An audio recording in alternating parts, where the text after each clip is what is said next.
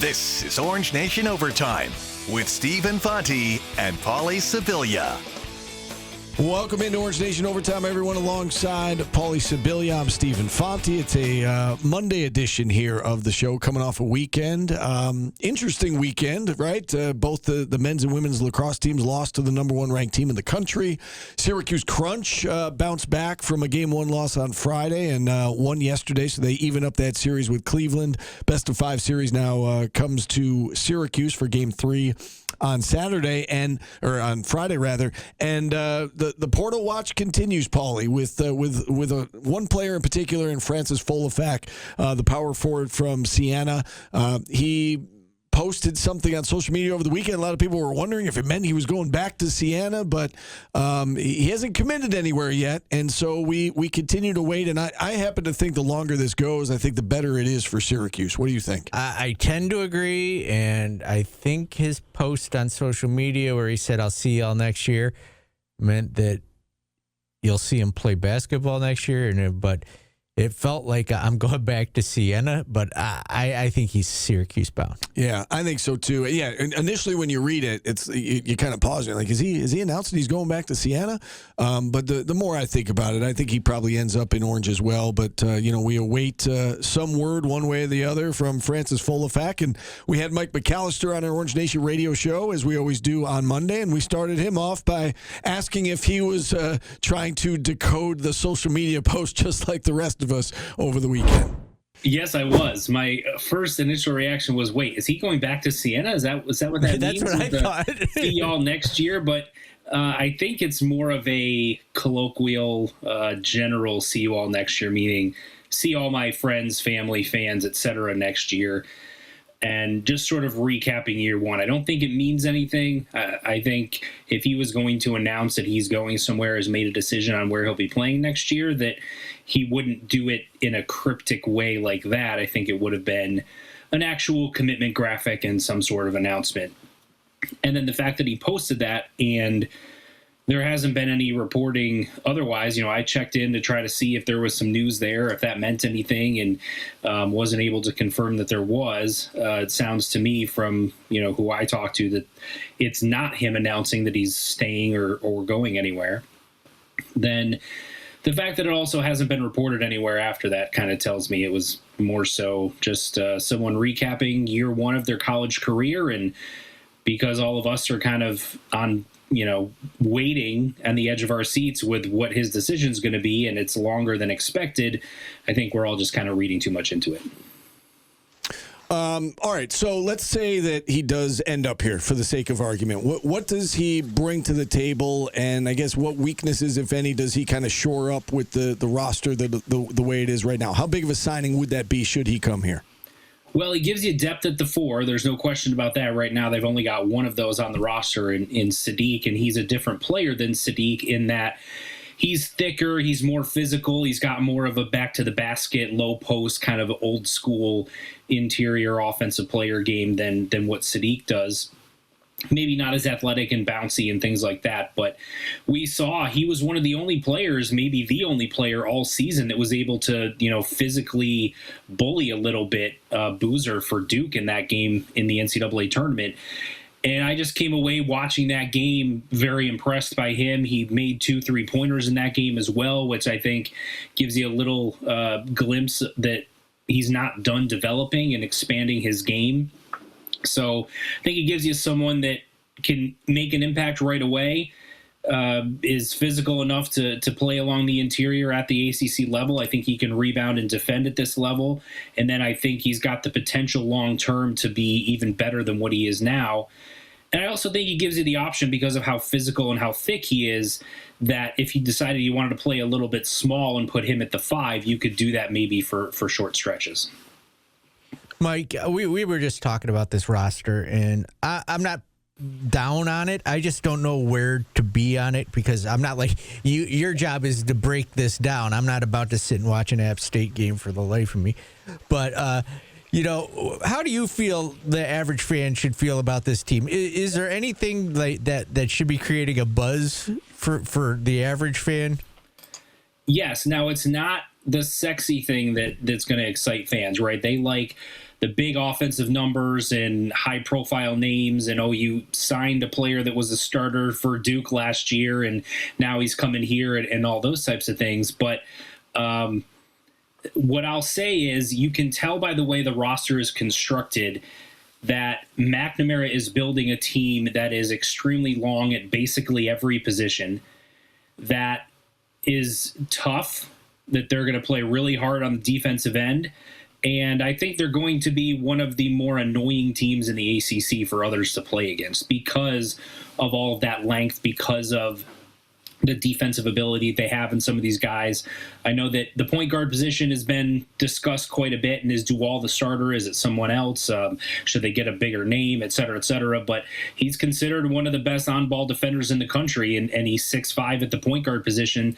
That's going to give a lot of people problems, and that's sort of what he's building here, is a team that's kind of built that way, that they're going to make it very, very difficult for teams to score against them. They're going to give you a ton of effort on the defensive end, and maybe there is a little bit lacking offensively, but I think if you're a Syracuse fan looking for hope, that's what you can look at. And Steve made the point earlier that sometimes teams are greater than the sum of their parts. Sometimes they're less. The whole is less than the sum of their parts. I think last year was an example of the whole being less than the sum of their parts. And your hope is that this year it's greater than the sum of their parts, and you can get back to the type of basketball, winning basketball that Syracuse fans expect. And the last thing I'll say is Jerry McNamara is undefeated as head coach of Syracuse basketball as we stand right now. So there's more hope for you.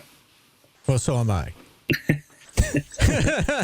But you're not the head coach, though. He is. You brought up Duval, and he may be great and everything, but what if he gets hurt? What is your answer to that? Well, right now, your options are either to turn it over to a true freshman in Ryan Mesh, or to cross-train someone, whether it's Gavin Doty or whether it's an Aiden Tobiasen, to play point guard and have them run the show. Now, me personally, having either Doty or Tobiasen as your primary starting point guard isn't an ideal situation. I'd rather have someone who has experience at that spot. So could that be something that they look to bring in to shore up if this 5-for-5 rule passes and a lot of players that didn't have any eligibility all of a sudden have one more year of eligibility? Could they decide to go after an experienced point guard in that way? That wouldn't stun me. That's something that only would take up a roster spot for a year.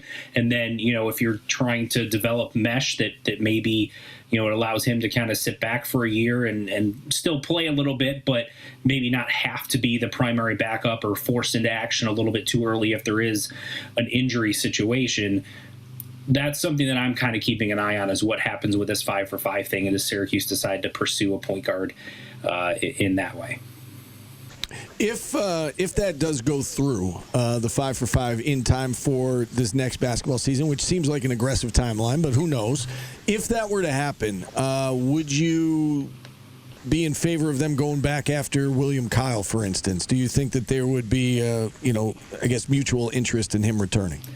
I don't know from Syracuse's side of things whether they'd be interested in him or not. I think whether it's him or it's another big, I'm with the numbers game, which is you've got three bigs. You can think highly of the potential of each of them, but if you can grab someone who has high major ACC level or above experience, like a William Kyle, for example, who just went through this last year, I think it makes sense. William Kyle wouldn't have to come in and play 30-plus minutes a game. You've got three other guys. You could rotate him in and out. Now, would he be willing to accept that role where his minutes might be a little bit reduced from what they were this past season? I'm not sure. But certainly someone like that would make sense for Syracuse to go after. I know 4 centers seems like a lot, but when all of them have some sort of question mark, the more that you bring in, the better chance you have of hitting on one of them. How realistic do you think it is that that guys who just wrapped up their eligibility in 4 years in 4 seasons would be able to play next year? Like, if you had to put a % chance on those guys being eligible, what would it be? It seems like there's at least a 50% chance, just based on the way that people are talking. And I wouldn't put it much higher than that, just because predicting what the NCAA is going to do is a fool's errand, and sometimes just seem to make decisions that don't make a lot of sense to people. So I thought it would make the most sense that if you're going to pass it now, it would go into effect starting with the next academic year. That would seem to make the most sense to me, to give people time to sort of adjust to it and react to it and come up with a plan for it, as opposed to we're going to pass it, we're going to implement it right now, and then you've got sort of a chaotic circus going on for a couple of months while teams are trying to figure out how that all works. So yeah, I don't want to predict what the NCAA is going to do, but if I had to put a percentage on it, I'd say maybe slightly better than 50-50. I think this is our first chance to talk to you since they announced the new GM hire, Greg Fahey. What are your thoughts on Greg Fahey coming aboard to be the GM? Well, my first thought when I read the resume was it didn't seem to exactly match up with what Jerry said during his introductory press conference, which is some sort of mix of NBA and college experience. So it definitely caught me off guard from that perspective. But when you start reading through his resume, you see the connection that he has to Jerry with the City Rocks, and so that kind of makes sense. And then his connections to New Jersey high school basketball and grassroots AAU, EYBL, etc. So you can sort of see the connections there. But everyone views the GM position differently, right? So with Alex Klein, it was very scouting heavy. Jerry may not see the need for that and wants the recruiting connections and NIL experience and those types of things, as opposed to I need someone to do the scouting and all that type of work for me. Everyone views it differently, and so it's obviously who he thinks is going to support him and his staff's efforts the best. What's your read on where the NIL stands right now for this program, I guess, compared to where it was last year? We heard there was going to be a bump, and I know some look at the roster and say, well, I keep hearing the same thing over and over again, that there isn't this splash on this roster. What is your response to that as it pertains? Saying that, Steve? I feel like you're talking about me. No, I see it on social media constantly. You haven't used that term. You've said, sizzle. Okay, big name player from a big name program. But there is that idea out there, Mike. And no, I was not talking about you, Paulie, in particular. But we've seen that a lot. We've heard that a lot. That it's lacking that big splash. What is your response to that, I guess, as it pertains to the NIL discussion? I do think they have more money than what they did last year. I also think the market has increased more than what people expected compared to last year. So you have to factor that into it as well. And then I also think that they spent more money on some of the players they've gotten than a lot of people expect. I do think that there's a disconnect between, well, that guy went to McNeese State, that guy was at Temple, that guy was at whatever school, Appalachian State, etc. Oh, they just got Gavin Doty. Well, he was coming over from Siena, so that's not a big deal. Whereas, Gavin Doty would have had a lot of high major schools after him had he decided to really go through the process on the open market. Garway Dual is considered one of the best on-ball defenders in the country. I know he came from McNeese State. You look at his numbers compared to Quadir Copeland during his 1 year at McNeese State, they are very comparable. We know how well Quadir played last year at NC State. I think Tobiasen, I know that Louisville and Creighton were after him pretty hard. So I think some of these guys cost more than what people think. And you just kind of have to take all of those things into account when you're evaluating the roster. And then also reserve some judgment until it's completely complete. Because if this 5-for-5 thing passes, maybe there is someone in there that fans would consider a quote-unquote big splash that would kind of change the narrative there. But at the same time, you have to balance. Do you want one big splash that's a name that maybe is going to cost you a larger chunk of your NIL budget, or would you rather get players that you think could potentially be just as good or close to as good, but you can get 2, 3, or 4 of them as opposed to just one? You kind of have to balance all of those things, and when you start looking at the roster overall, you can see how some of the pieces fit together and the type of team that Jerry's trying to build. All right, as long as we got you, let's talk a little football and lacrosse with you. Just football first. The draft comes and goes. Nobody picked from a Syracuse perspective. We thought maybe Jack Stonehouse would go late in the draft. Didn't happen. Signed as an undrafted free agent. Anything stand out to you from the 8 or so guys that signed as undrafted free agents? Nothing too crazy. I thought Stonehouse was the primary guy that had a chance to get drafted, with a small outside shot at Dan Villari, just because, you heard some good things about him throughout the draft process and leading up to that, and you thought maybe someone might decide that they want to take a flyer on him in the 6th or 7th round, so they don't risk him signing somewhere else as an undrafted free agent, a team that had a needed tight end perhaps. But either way, largely kind of played out the way that I thought, and I think several of the players that signed are in spots where they've got an opportunity, and a decent opportunity looking at the way some of those rosters are built. So we'll see what happens, but hopefully at least a couple of them can stick. And then from a lacrosse perspective, both the men and women falling to the top-ranked teams in the country. Last time out, ladies losing to North Carolina, the men losing on the road at Notre Dame. Still in line, you would think, to host an NCAA tournament game. Anything stand out to you from those two games? Well, the men's team better host a game. With the difficult schedule they played, I understand they've got some losses and et cetera, but they basically played everyone who's in the top 10, top 15 for the entire year, and everyone doesn't do that. And I think that they should be given some sort of credit for that. It's a difficult schedule. It's a grueling schedule. As far as the game, against Notre Dame, a little disappointed with the second half performance, if I'm being honest. You go into halftime with a 1-goal lead, and I wasn't expecting them to win going in, but being outscored 9-3 in the second half and kind of being dominated in that second half was a little bit disappointing. But either way, this team is going to be judged on what they do in the NCAA tournament, regardless of what happens from here on out. The women, I think they're close. They've been one of the hottest teams in the country with that long win streak for a while, and have dropped a couple. But the biggest thing for me is, can they get over that Boston College mental hurdle that seems to just be there? Because they're better than Boston College this year. They've played better most of the year and still lost to them. So I'm not sure if they're going to end up seeing them in the NCAA tournament or not. Probably not. But either way, I think they're a good team. I think it's a good first step in the first year of Reggie Thorpe, and something they can certainly build on. Yeah, we closed out that conversation with Mike McAllister talking lacrosse, and you look at SU's resume to this point, the men.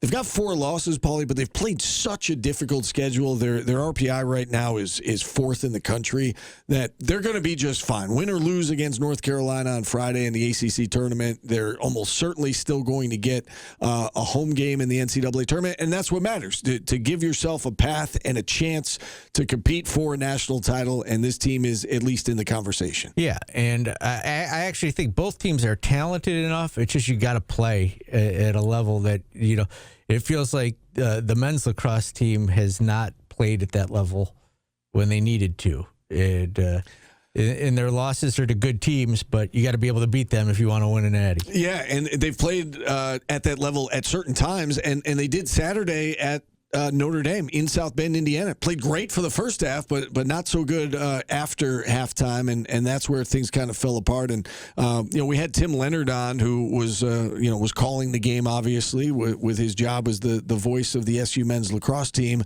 and that was what he pointed out to us, Paulie, that this team has struggled at times to play a full 60 minutes, that they show these glimpses of great lacrosse, but they've had trouble sustaining it for 60 minutes, especially against good teams, and that was an issue again on Saturday. I actually was maybe surprised a little bit in a positive way how well they played in the first half. I mean, Notre Dame's given up no more than 11 goals in a game this year. They matched that output. That was the third time they've allowed 11 goals. They had 8 at halftime. They were leading 8-7. So I would say that the second quarter and the overall first half was maybe the best lacrosse Syracuse has played this year, considering the competition. The third quarter was sloppy, and they had some bad turnovers. They started losing faceoffs. Notre Dame made some good adjustments. They weren't sliding as early, and Syracuse struggled to counter those adjustments, I would say, in the second half. So the final score is 16-11. If anything, misleading. Syracuse is right in this game on the road, and when they play like they did in the second quarter, they can beat anyone. But Gary Gait has said this all year. It's a lot of just mental focus stuff, like just being sharp for 60 minutes is what it takes to win against the top team in the country on the road. And they had too many careless mistakes in the third quarter to feel good about their chances going in the fourth, and that's ultimately what cost them this game. Very tough place to win a game.